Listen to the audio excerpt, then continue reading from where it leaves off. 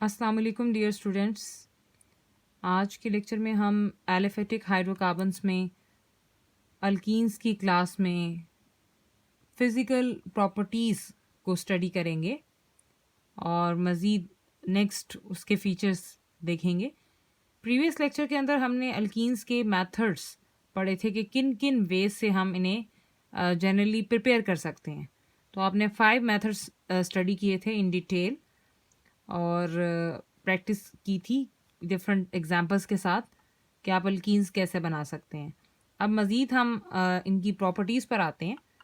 सबसे पहली प्रॉपर्टी है इनकी फ़िज़िकल स्टेट के हवाले से कि इसमें फर्स्ट 3 जो मेंबर्स होते हैं अल्कीन्स की क्लास के, जिसमें इथीन, प्रोपीन और ब्यूटीन आ जाते हैं, ये रूम टेम्परेचर पर गैसेस होती हैं। अब यानी कार्बन आपके पास 2, कार्बन 3 और कार्बन 4। इसके बाद जो नेक्स्ट कार्बन 5 से लेकर कार्बन 15 तक जो अल्कीन्स के मेंबर्स हैं वो लिक्विड स्टेट में पाए जाते हैं। और अगर कार्बन 15 से हायर मेंबर्स को ले लें तो वो सब सॉलिड्स कहलाते हैं। तो ये इनकी फिजिकल फीचर्स हैं फिजिकल स्टेट के हवाले से। नेक्स्ट जो हम फिजिकल प्रॉपर्टी में देखेंगे वो है सॉल्युबिलिटी। और सॉल्युबिलिटी का एक प्रिंसिपल होता है लाइक डिजॉल्व्स लाइक, कि अगर कोई चीज़ पोलर है तो पोलर में हल होगी, अगर कोई चीज़ नॉन पोलर है तो नॉन पोलर में हल होगी, और अगर कोई चीज़ थोड़ी वीकली पोलर है तो वो कुछ हद तक लेस पोलर सब्सटेंसेस में हल होने की सलाहियत रखती है। तो ये होता है सॉल्युबिलिटी का प्रिंसिपल। तो ये हाईली पोलर नहीं होते, इसीलिए ये आपके पास वाटर में सॉल्युबल नहीं होते, इनसॉल्युबल होते हैं। जबकि अल्कोहल्स में ये सॉल्युबल होते हैं कुछ हद तक, क्योंकि अल्कोहल्स भी आपके पास कुछ वीकली पोलर हैं, तो ये भी जो हैं वीकली पोलर हैं। तो ये इनके अंदर एक फीचर है सॉल्युबिलिटी का। तीसरी अहम बात कि इनकी एरोमा की बात की जाए तो दे हैव कैरेक्टरिस्टिक स्मेल होती है इनकी, और बर्निंग के लिहाज से ल्यूमिनस फ्लेम ये देते हैं, ब्राइट किस्म का चमकदार फ्लेम जो है, वाज़े फ्लेम होता है अल्कीन्स का जब वो बर्न करते हैं। Fourth feature, unlike alkanes they show weakly polar properties. Alkanes तो होते ही नॉन पोलर है ना, तो वो आपके पास हल नहीं होते पोलर सब्सटेंसेस में। जबकि जो अल्कीन्स हैं ये वीकली पोलर प्रॉपर्टीज़ रखते हैं, और उसकी वजह इनके अंदर sp2 हाइब्रिडाइजेशन का होना है, क्योंकि ये क्लास डबल बॉन्डेड होती है और डबल बॉन्डेड क्लास में आपके पास जो एटम्स sp2 हाइब्रिडाइज होते हैं, तो इसीलिए इनकी प्रॉपर्टीज़ वीकली ये पोलर हैं जो अल्केन्स के पास नहीं होती।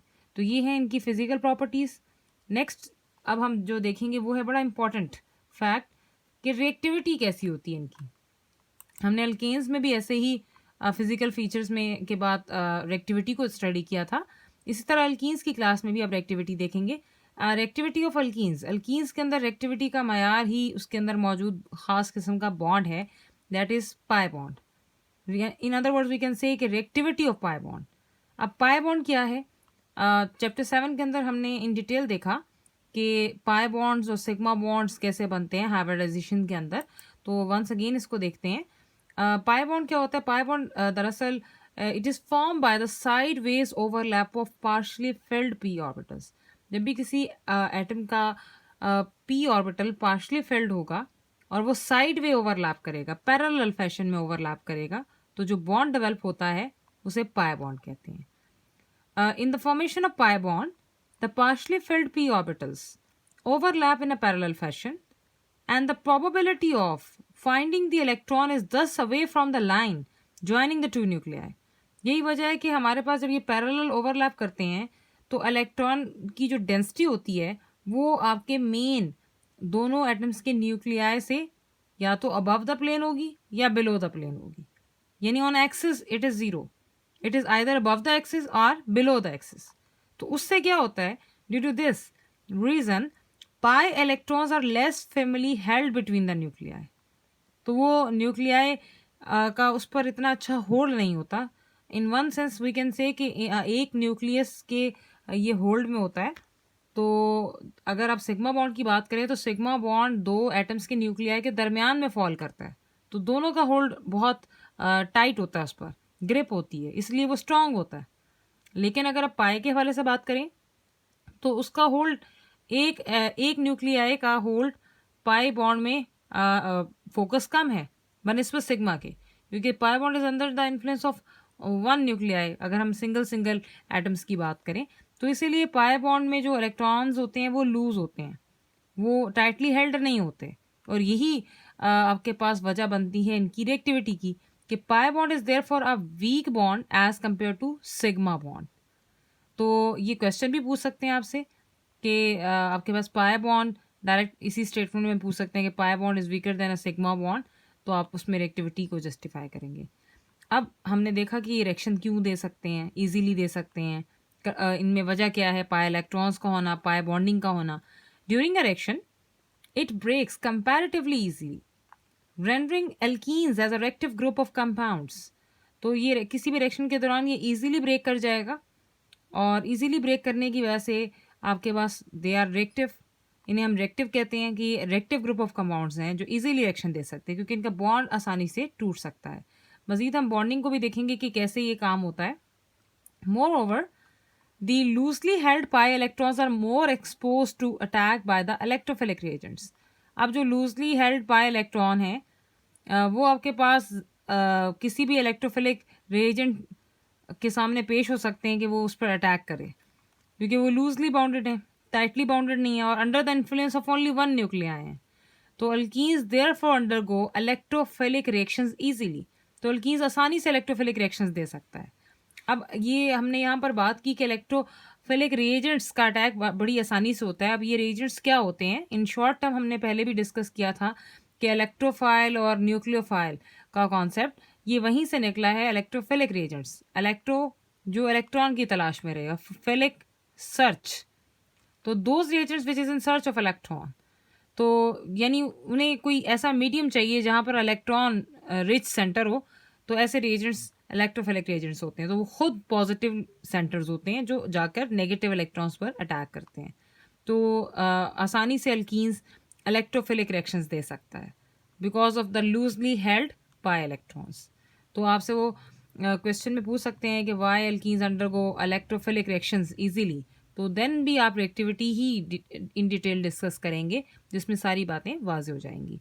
अब अगर इसकी बॉन्डिंग आप देखें, जैसे कि अल्कीन्स की क्लास का सबसे सिंपलेस्ट तरीन हमारे पास केस ईथीन का होता है, और आपने हाइब्रिडाइजेशन के अंदर आपने ये डायग्राम्स देखी थी जिसमें आपने देखा था कि ये ईथीन की आपके पास sigma bond with pi bonding जो है ओवरलैपिंग पिक्चर है। तो जिसमें आप देख सकते हैं कि ये जी सिग्मा बॉन्ड बन रहा है, और ऊपर और नीचे above and below the main axis आपके पास पाई बॉन्ड डेवलप हो रहा है। ये क्लाउड बना हुआ है पर्पल शेड के अंदर। अगर आप इसको कलेक्टिवली ले लें सिग्मा और पाई बॉन्ड को, तो आप ये देख सकते हैं कि कार्बन और कार्बन के दरमियान सिग्मा बॉन्ड, और दो कार्बन और हाइड्रोजन के दरमियान सिग्मा बॉन्ड्स, यहाँ पर भी दो कार्बन और हाइड्रोजन के दरमियान सिग्मा बॉन्ड्स, और इन सिग्मा के ऊपर और नीचे पाई बॉन्ड एग्जिस्ट करता है, जिसके इलेक्ट्रॉन्स एक्सपोज रहते हैं कि आने वाला मीडियम उस पर अटैक कर सके। तो ये है रिएक्टिविटी। ये जस्ट आपकी ईज़ के लिए कि आपको समझ आ जाए कि किस तरह से बिहेवियर ये शो करते हैं रिएक्टिविटी की टर्म्स में। अब एक क्वेश्चन है, question number 8 part number A, explain why alkanes are less reactive than alkenes. In other words alkanes की रिएक्टिविटी आप इसमें डिस्कस करेंगे कि वो कम रिएक्टिव क्यों हैं। जैसे कि आपने पढ़ा था इनर्टनेस ऑफ सिग्मा बॉन्ड और नॉन पोलर नेचर की वजह से, जो आप फैक्टर्स इसमें बताएंगे। तो अल्कीन्स के लिहाज से आप शॉर्टली अल्कीन्स की रिएक्टिविटी बता सकते हैं कि ये इससे ज़्यादा रिएक्टिव क्यों हैं, ये कम रिएक्टिव हैं और ये ज़्यादा रिएक्टिव क्यों हैं। तो ये आपके पास फीचर आ जाएगा। नेक्स्ट हम देखेंगे कि अब रिएक्शंस अल्कीन्स किस किस तरह के रिएक्शंस परफॉर्म कर सकता है। तो ये 3 तरह के रिएक्शंस देते हैं। सबसे पहला जो ये रिएक्शंस दे सकते हैं वो है एडिशन रिएक्शंस, दूसरा ऑक्सीडेशन रिएक्शंस, और तीसरा पॉलीमराइजेशन रिएक्शंस। तो फर्स्ट पर आते हैं एडिशन रिएक्शंस। एडिशन रिएक्शंस में आगे काफ़ी वैरायटीज़ हैं, 4-5 रिएक्शंस हैं।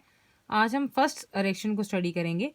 एडिशन रिएक्शन में जो सबसे पहली एडिशन पॉसिबल है अल्कीन्स के क्लास में, that is addition of hydrogen, जिसे हम हाइड्रोजिनेशन भी कहते हैं। अब हाइड्रोजिनेशन क्या है? Hydrogenation is a process in which a molecule of hydrogen is added to an alkene in the presence of a catalyst and at moderate pressure of 1 to 5 atm to give a saturated compound. This process is called as catalytic hydrogenation. यानी hydrogenation क्या होती है? Simple अगर हम इसे देखें तो आपने अल्केन्स के अंदर भी पढ़ा कि हाइड्रोजनेशन एक ऐसा अमल होता है जिसमें आप किसी भी मॉलिक्यूल में हाइड्रोजन ऐड करते हैं और वो रिस्पेक्टिव आपको क्लास बना कर देता है। तो हाइड्रोजन आप किसी भी अल्कीन या अल्काइन में ऐड किया करते थे, क्योंकि हम अल्कीन्स के रिएक्शन पढ़ रहे हैं। तो अल्कीन में चूंकि डबल बॉन्ड होता है, उसमें आप हाइड्रोजन ऐड करेंगे, कैटलिस्ट देंगे, कैटलिस्ट के साथ जो प्रेशर की कंडीशन देंगे 1 से 5 ATM, तो आपके पास जो अनसेचुरेशन है वो सेचुरेशन में बदल जाती है, and this process is catalytic hydrogenation. और ये एक हाईली एक्सोथर्मिक रिएक्शन होता है, a lot of heat is evolved, इसीलिए जो हीट खारिज होती है उसे हम हीट ऑफ हाइड्रोजनेशन कहते हैं। व्हाट द अगर आपसे क्वेश्चन पूछ ले what is meant by the term heat of hydrogenation, तो आप उसमें डिफाइन करेंगे और एग्जाम्पल में वैल्यू भी लिखेंगे, जो आगे आप नेक्स्ट देखेंगे।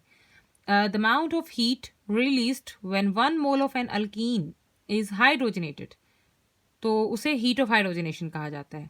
यानी अल्कीन का एक मोल जितनी भी अमाउंट ऑफ हीट रिलीज करता है during the process of hydrogenation, तो उस दौरान जो हीट खारिज होती है वो हीट ऑफ हाइड्रोजनेशन कहलाती है। तो ये आपके पास कैटालिटिक हाइड्रोजनेशन अल्कीन्स के बिहाफ पर है। अब बायरेक्शन देख लेते हैं और इसके फीचर्स देख लेते हैं। The heat of hydrogenation of most of alkenes, ये ऑब्जेक्टिव के लिए बड़ा इंपॉर्टेंट है।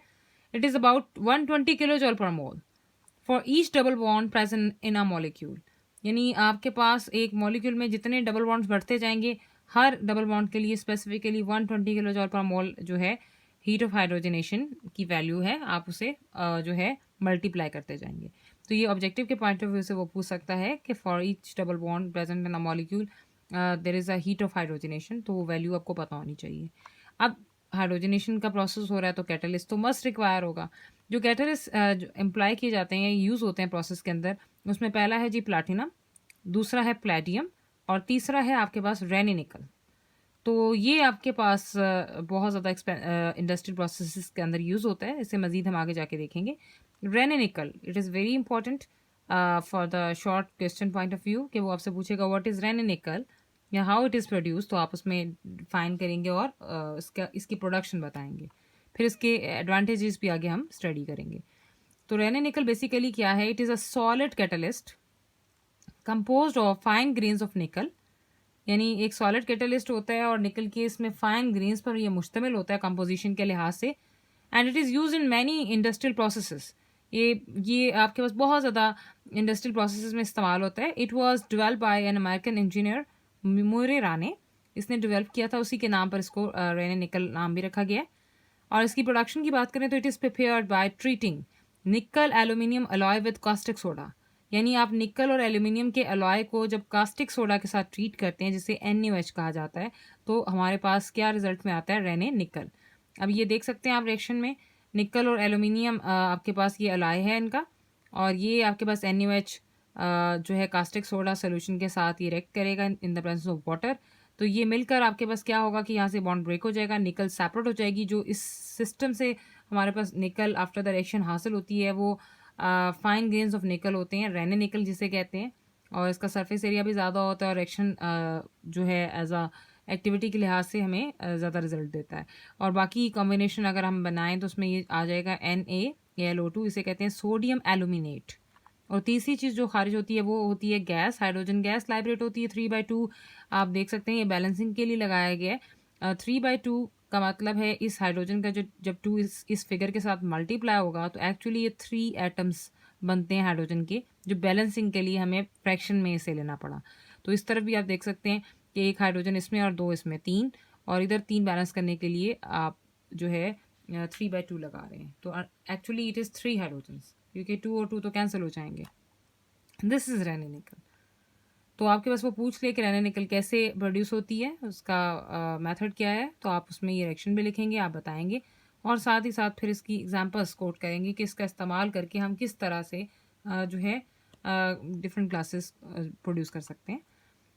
जी, most alkenes are hydrogenated over Raney nickel at about 100 degree centigrade and up to 3 atmosphere pressure. Conditions क्या है कि 100 डिग्री सेंटीग्रेड के लगभग टेम्परेचर देते हैं और 3 ATM प्रेशर देते हैं, तो आपके पास ये प्रोसेस प्रोसीड करता है।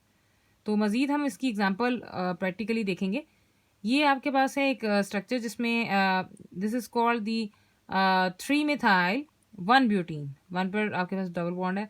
अब जहाँ पर डबल बॉन्ड है आप हाइड्रोजन ऐड करेंगे, निकल वही रहने निकल डालेंगे, सेम बिहेवियर, और हीट करेंगे। बहुत हम पहले कंडीशन बता चुके हैं। तो ये हाइड्रोजन ब्रेक होगी, एक इसके पास चली जाएगी और एक इस कार्बन के पास चली जाएगी। तो रिजल्ट में होगा क्या कि डबल बॉन्ड सिंगल बॉन्ड में कन्वर्ट हो जाएगा, जो आप यहाँ देख सकते हैं। तो दोनों को हाइड्रोजन मिल गई।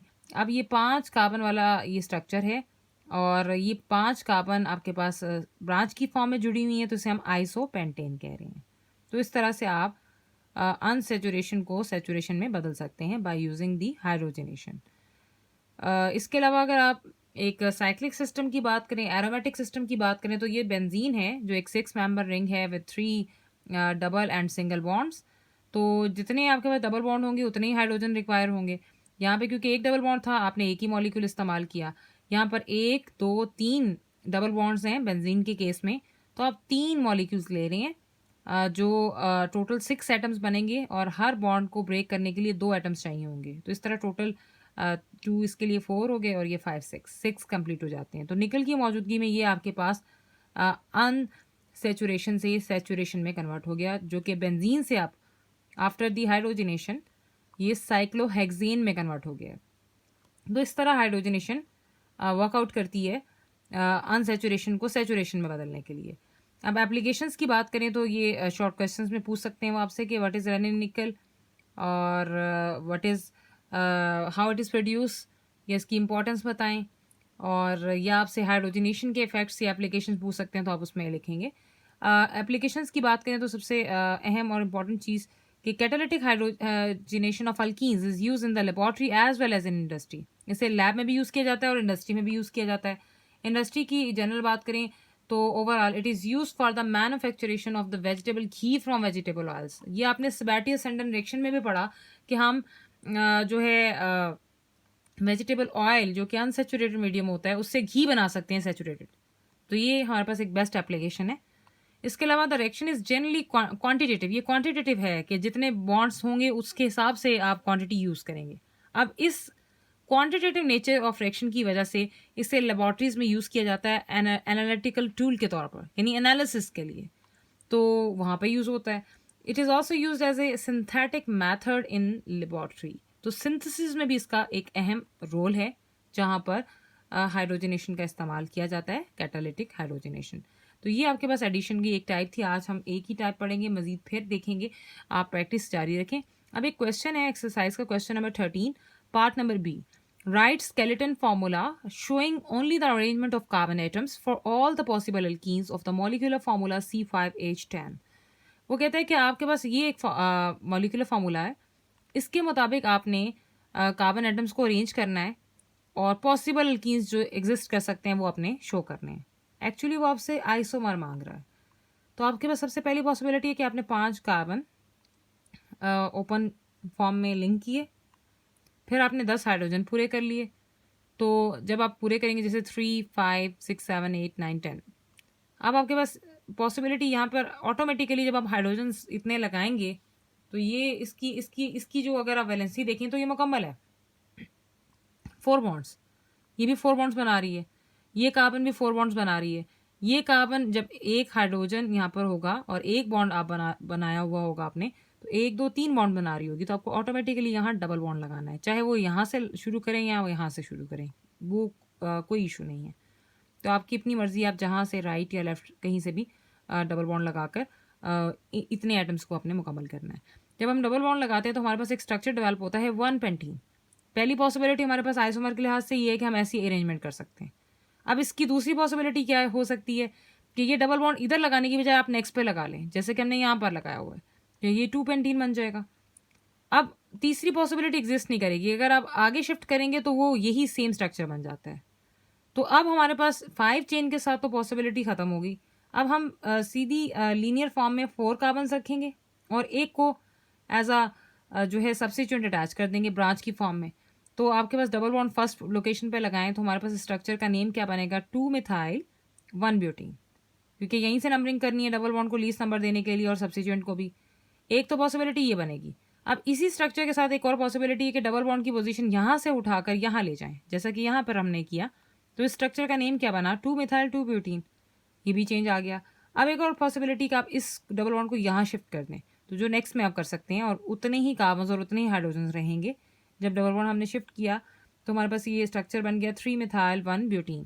तो यही इसके फाइनल पॉसिबल फीचर्स थे जो जिसके साथ ये कार्बन 5 और हाइड्रोजन 10 जो कि एल्कीन क्लास से ताल्लुक़ रखते हैं वो अरेंज हो सकते थे। तो ये ही पॉसिबल आइसोमर्स थे जो हम इससे देख सकते थे। तो ये इस तरह से आप किसी भी आइसोमर्स के स्ट्रक्चर्स फार्मूला आपके सामने हो, आप स्ट्रक्चर शो कर सकते हैं।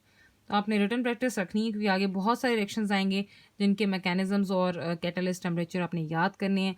एक ही तरीका है, एक ही आसानी है आपके लिए, जितना लिखेंगे उतना ही कम है और जितनी प्रैक्टिस जारी रखेंगे उतना ही आपको ये फ़ायदा देगी और स्लोली स्लोली आपके अंदर ये चीज़ें ऐड होना शुरू होंगी। एकदम जो है हेस्ट मेक्स वेस्ट वाला काम नहीं करना, आपने सब्र का दामन नहीं छोड़ना। आप धीरे धीरे इन चीज़ों को अपने अंदर एब्जॉर्ब करना शुरू कर लेंगे। तो आज के लिए इतना ही। Best of luck.